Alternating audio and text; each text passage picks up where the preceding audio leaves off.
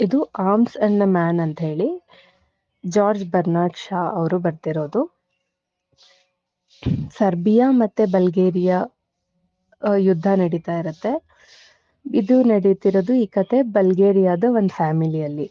Major ಪೆಟ್ಕಾಫ್ ಅಂತ ಹೇಳಿ ಅವನ ಮನೆಯಲ್ಲಿ ನಡೆಯುತ್ತೆ. ಮೇಜರ್ ಪೆಟ್ಕಾಫ್ ಕೂಡ ಯುದ್ಧಕ್ಕೆ ಹೋಗಿರ್ತಾನೆ.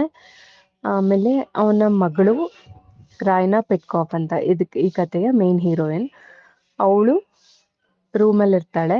ಅವಾಗ ಕೆಲಸದವಳು ಲೌಕ ಬಂದು ಹೇಳ್ತಾಳೆ, ಈಗ ಯಾರೋ ಸರ್ಬಿಯಾದು ಎನಿಮಿ ಕಡೆಯಿಂದ ಒಬ್ಬ ಸೈನಿಕ ತಪ್ಸ್ಕೊಂಡಿದ್ದಾನೆ, ಅದಕ್ಕೆ ಎಲ್ಲ ಕಿಟಕಿ ಬಾಗಿಲುಗಳು ಹಾಕೊಳ್ಳಿ ಅಂತ ನ್ಯೂಸ್ ಬಂದಿದೆ ಅಂತ ಹೇಳಿ. ಅವಳು ರಾಯ್ನ ಹೇಳ್ತಾಳೆ, ನೀನೇನು ಯೋಚನೆ ಮಾಡ್ಬೇಡ, ನಾನೇ ಹಾಕೋತೀನಿ ಅಂತ ಹೇಳಿ. ಆಮೇಲೆ ಅವಳು ಮದ್ವೆ ಆಗ್ಬೇಕಾಗಿರೋ ಅಂತ ಹುಡುಗನ ಹೆಸರು ಸರ್ಜಿಯಸ್ ಅಂತ ಹೇಳಿ. ಅವನು ಕೂಡ ಆರ್ಮಿಲೇ ಇರ್ತಾನೆ, ಬಲ್ಗೇರಿಯನ್ ಆರ್ಮಿಲಿ ಇರ್ತಾನೆ. ಅವನು ತುಂಬಾ ಚೆನ್ನಾಗಿ ಯುದ್ಧ ಮಾಡಿದಾನೆ ಅಂತ ಕೂಡ ನ್ಯೂಸ್ ಬರುತ್ತೆ. ಸೊ ಅವಳಿಗೆ ತುಂಬಾ ಖುಷಿ ಆಗತ್ತೆ, ನಾನು ಮದ್ವೆ ಆಗ್ಬೇಕಾಗಿರೋನು ಚೆನ್ನಾಗಿ ಯುದ್ಧ ಮಾಡಿದಾನೆ, ಹೆಡ್ ಮಾಡಿದಾನೆ ಅಂತ ಹೇಳಿ. ಅವನದು ಫೋಟೋ ನೋಡ್ಕೊಂಡು ಕುತ್ಕೊಂಡಿರ್ತಾಳೆ.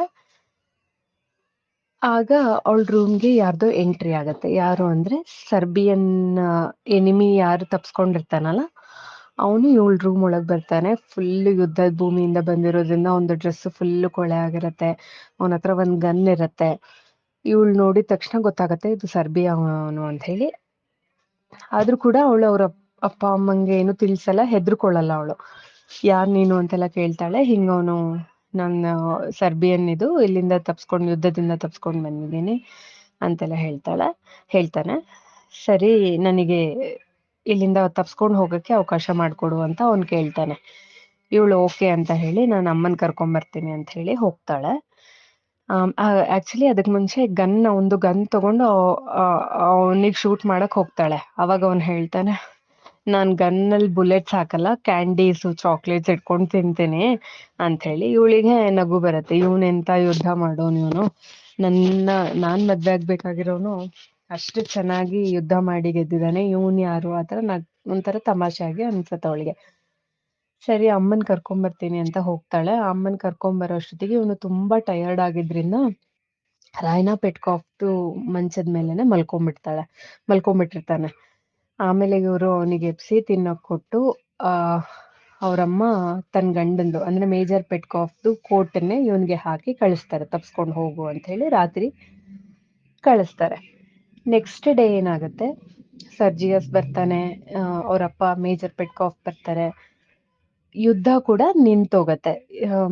ಯಾರು ಮೇನ್ ಇರ್ತಾರೋ ದೇಶದ ಮೇನ್ ಅವರಿಬ್ರು ಸಂಧಿ ಮಾಡ್ಕೊಂಡು ಯುದ್ಧ ನಿಲ್ಸಿ ಈಗ ಸರ್ಬಿಯಾ ಮತ್ತೆ ಬಲ್ಗೇರಿಯಾ ಎರಡು ಫ್ರೆಂಡ್ಸ್ ಅಂತ ಹೇಳಿ ಯುದ್ಧ ಸ್ಟಾಪ್ ಮಾಡಿ ಫ್ರೆಂಡ್ಸ್ ಆಗಿರ್ತಾರೆ. ಹಾಗಾಗಿ ಇವರು ವಾಪಸ್ ಬಂದಿರ್ತಾರೆ. ವಾಪಸ್ ಬಂದಾಗ ಅವ್ನು ಮೇಜರ್ ಪೆಟ್ಕಾಫು ನಂದು ಕೋಟ್ ಬೇಕು ಅಂತ ಹೇಳ್ತಾನೆ, ಏನು ಹಾಕೊಳಕ್ಕೆ. ಅವ್ರ ಅಮ್ಮಂಗೆ ಒಂಥರ ಆಗತ್ತೆ. ಅಷ್ಟೊತ್ತಿಗೆ ಲೌಕ ಬಂದು ಹೇಳ್ತಾಳೆ, ಕೆಲ್ಸದವಳು, ಯಾರೋ ಬಂದಿದ್ದಾರೆ ಮನೆಗೆ ಅಂತ ಹೇಳಿ. ಅದ್ ಯಾರು ಅಂತ ನೋಡಿದ್ರೆ ಕ್ಯಾಪ್ಟನ್ ಬ್ಲಂಟ್ಸ್ಲಿ ಅಂತ ಹೇಳಿ ಸರ್ಬಿಯಾ ಆರ್ಮಿ ಅವನು ಅಂತ ಹೇಳ್ತಾರೆ. ಸರಿ, ಅವನ್ನ ಕರೀತಾರೆ. ಅಮ್ಮಂಗೂ ರಾಯ್ನಂಗೂ ಶಾಕ್ ಆಗೋಗುತ್ತೆ, ಯಾಕಂದ್ರೆ ಅದ್ ನೆನ್ನೆ ಬಂದು ಯಾರು ಇವ್ನ ರೂಮಲ್ಲಿ ಉಳ್ಕೊಂಡಿರ್ತಾರಲ್ಲ ಅವರು. ರಾಯ್ನ ತುಂಬಾ ಒಂಥರ ತಮಾಷೆ ಹುಡುಗಿ ಆತರ. ಅವಳೇನ್ ಮಾಡಿರ್ತಾಳೆ, ಕೋಟ್ ಹಾಕುವಾಗ ಲವ್ ಯು ರಾಯ್ನಾ ಅಂತ ಹೇಳಿ ಅವಳದೊಂದು ಫೋಟೋನ ಆ ಕೋಟ್ ಒಳಗ್ ಹಾಕಿ ಇವನ್ ನೋಡ್ಲಿ ಆತರ, ನನ್ನ ನೋಡ್ಲಿ ಆತರ ಏನೋ ಒಂದು ಇಂಟೆನ್ಷನ್ ಇಂದ ಹಾಕಿರ್ತಾಳೆ. ಬಟ್ ಕ್ಯಾಪ್ಟನ್ ಬ್ಲಂಚ್ಲಿ ಪಾಕೆಟ್ಸ್ ಚೆಕ್ ಮಾಡಿರಲ್ಲ, ಹಂಗೇನೆ ಕೋಟ್ ವಾಪಸ್ ತಂದು ಕೊಡ್ತಾನೆ. ಇವ್ರಮ್ಮಂಗೆ ಭಯ ಆಗತ್ತೆ, ಈಗ ನ್ಯೂಸ್ ಗೊತ್ತಾದ್ರೆ ನಾವು ಈ ಎನಿಮಿ ಅವರಿಗೆ ಸಹಾಯ ಮಾಡಿದ್ವಿ ಅಂತ ಹೇಳಿ ಸಮಾಜದಲ್ಲಿ ನಮ್ಮ ಹೆಸರು ಹಾಳಾಗತ್ತೆ, ನಮ್ಮ ಮನೆಯವ್ರು ಏನ್ ತಿಳ್ಕೊಬಹುದು ಅಂತ ಅವ್ರ ಅಮ್ಮಂಗೆ ಇವಳಿಗೆ ಸ್ವಲ್ಪ ಭಯ ಆಗತ್ತೆ. ಅವರಪ್ಪ ಕೋಟ್ ಹಾಕೊಂಡು ಇದ್ಯಾರೋ ಬೇರೆಯವ್ರು ಹಾಕೊಂಡಂಗಿದೆ, ಲೂಸ್ ಆಗಿದೆ, ನನ್ಗಿಂತ ದಪ್ಪದವ್ರು ಹಾಕೊಂಡಂಗಿದೆ ಅಂತ ಹೇಳ್ತಾನೆ. ಆಮೇಲೆ ಕೆಳಗ್ ಬಂದು ಕ್ಯಾಪ್ಟನ್ ಬ್ಲಂಚ್ಲಿ ಜೊತೆ ಚೆನ್ನಾಗೆಲ್ಲ ಮಾತಾಡ್ತಾರೆ.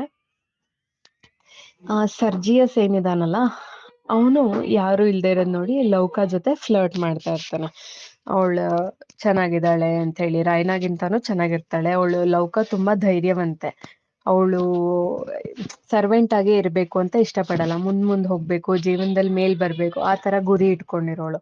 ಸೊ ಅವಳು ಕೂಡ ಸರ್ಜಿಯಸ್ಸಿಗೆ ಏನು ಹೇಳ್ತಿರಲ್ಲ, ಅವಳು ಫ್ಲರ್ಟ್ ಮಾಡುವಾಗ ಸುಮ್ಮನೆ ಇರ್ತಾನೆ. ಅಷ್ಟೊತ್ತಿಗೆ ರಾಯ್ನ ಬರ್ತಾಳೆ. ತಕ್ಷಣ ಕೈ ಇಟ್ಕೊಂಡಿರ್ತಾರೆ, ಇಬ್ರು ಬಿಟ್ಬಿಡ್ತಾರೆ.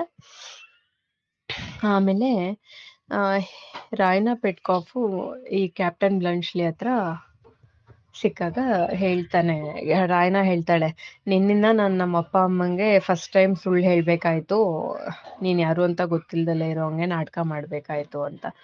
ಆಗ ಕ್ಯಾಪ್ಟನ್ ಬ್ಲಂಚ್ಲಿ ಹೇಳ್ತಾನೆ, ನೀನ್ ನಿಮ್ಮ ಅಪ್ಪ ಅಮ್ಮಂಗೆ ಸುಳ್ಳು ಹೇಳಿಲ್ಲ ಅಂದ್ರೆ ನಾನು ನಂಬದಿಲ್ಲ.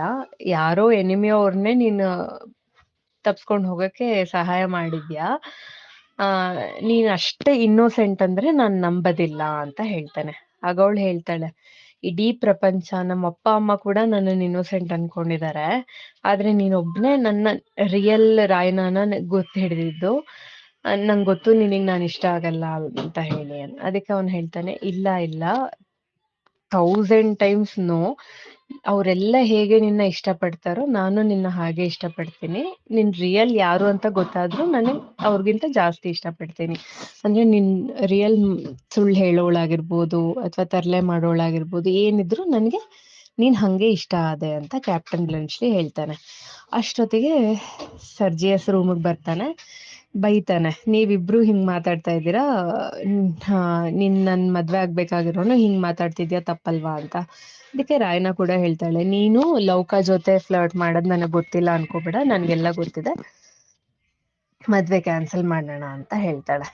ಅಷ್ಟೊತ್ತಿಗೆ ಒಂದ್ ನ್ಯೂಸ್ ಬರುತ್ತೆ ಸರ್ಬಿಯಾ ಇಂದ.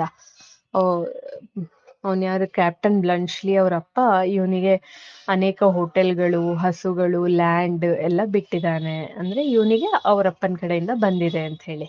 ಸೊ ಕ್ಯಾಪ್ಟನ್ ಪೆಟ್ಕಾಫ್ಗೆ ಕೂಡ ಖುಷಿ ಆಗತ್ತೆ, ಅಂದ್ರೆ ನನ್ ಮಗಳು ಇಷ್ಟಪಟ್ಟವನು ಶ್ರೀಮಂತ ಇದ್ದಾನೆ ಅಂತ ಹೇಳಿ, ನಾನು ನಿಮ್ಮಿಬ್ರು ಮದ್ವೆಗೆ ಒಪ್ಕೋತೀನಿ ಅಂತ ಕ್ಯಾಪ್ಟನ್ ಹೇಳ್ತಾನೆ.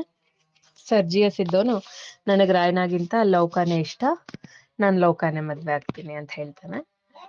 ನಿಕೋಲಾ ಆಕ್ಚುಲಿ ಪಾಪ ರಾಯ್ನ ಸಾರಿ ಲೌಕಾನ ಸರ್ವೆಂಟ್ ಇಷ್ಟಪಡ್ತಿರ್ತಾನೆ, ಬಟ್ ಅವನೊಬ್ನಿಗೆ ಬೇಜಾರಾಗತ್ತೆ.